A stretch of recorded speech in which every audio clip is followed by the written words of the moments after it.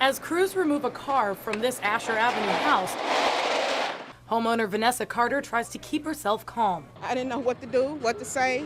I couldn't move. You can see the skid marks left behind here in the dirt from when the car came over a hill and ultimately crashed into this garage. Police say it's because the skid marks are in the dirt and not on the asphalt that they don't know how fast the car was going. Police also don't know where the driver went. He left everything on, including the radio.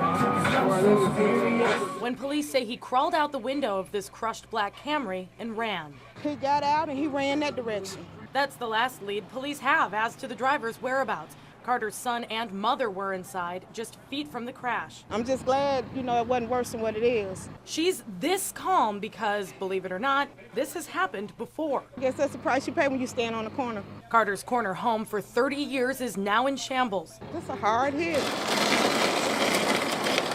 Literally and financially. But she's not concerned about the damage or expense of rebuilding.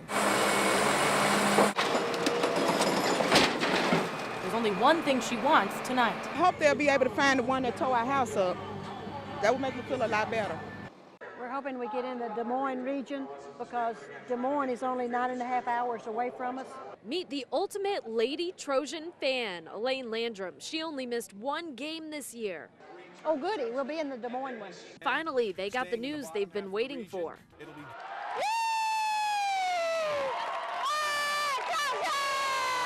Where's Delaware ranked? Did you see that number? Delaware was 3. 3. There are 3. Now, Landrum will make it her mission to have a sellout crowd here Sunday and Tuesday. I want standing room only, and they will be at the back of the front door. So was all of the nervous anticipation worth it? Nerve-wracking, but I was thankful that we weren't playing Baylor first.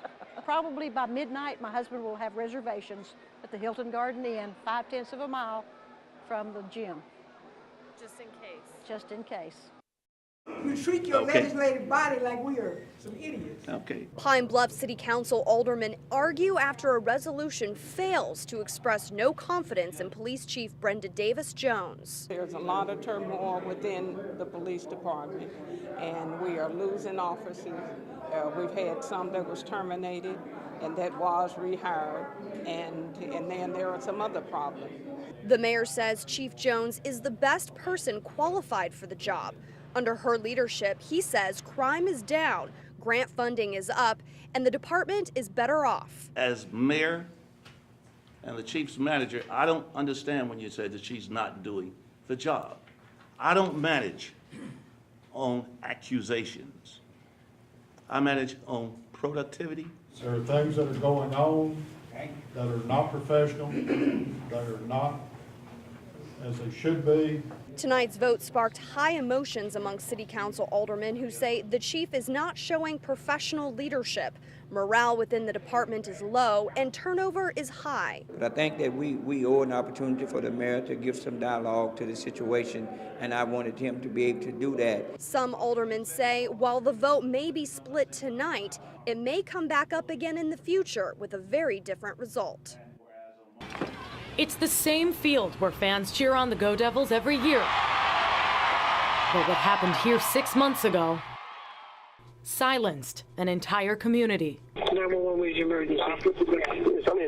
You feel so responsible for that, what happened. Sophomore defensive end Montel Williams collapsed unexpectedly at practice last August. They never knew that they had the problem until they passed away. According to the Centers for Disease Control, Williams is one of 5,000 young people throughout the country who died last year from sudden cardiac arrest. I don't eat right. I can't sleep right. That's all I think about. I think that I failed because I took him to football practice that afternoon. This is the first time Montel's father, Charles Williams, is speaking out on the cause of his son's death. When he told me he passed his physical, I said, okay, good. I didn't inquire as to what type of physical did you have. Later on, I found out all he did was filled out a questionnaire, and that's a physical. Here in Arkansas, this is the physical. 3 to 4 sheets of questions about family history, medications. Number 11 even asks, has anyone in your family died of heart problems or sudden death? But in rural school districts like Gurdon, the paperwork is all you get. No doctor, no physical. town of Gurdon doesn't even have a doctor. We have to use a nurse practitioner, we're so small. Limited resources are still an issue, you know, wherever you go, whether it's rural Arkansas or whether it's even in Little Rock. Dr. Carl Letting at the Arkansas Heart Hospital is researching ways to require an echocardiogram or an ultrasound for your heart as part of all high school and college physicals. You're looking for something like this, a heart muscle swollen to as much as 2 centimeters. That's twice the size of a healthy heart. Kind of like finding the needle in a haystack. If you've got 1 in 50,000 kids that are going to have this condition, that's a lot of time, energy, and effort to find that one.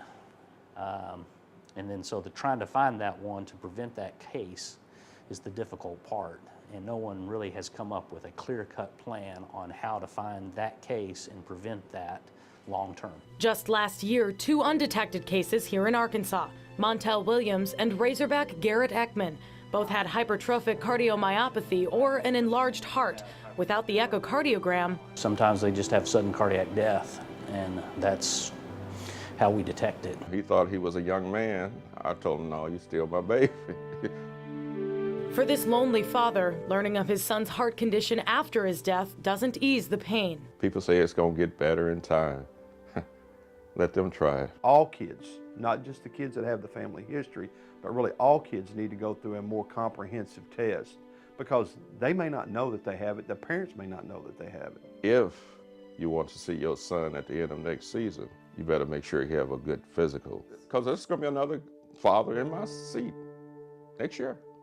Watch. Doctors say until the American Heart Association expands the requirements and the funding for student physicals, Williams' helmet serves as the only reminder here in Gurdon that it all can change in a heartbeat. Katherine Johnson, Fox 16 News.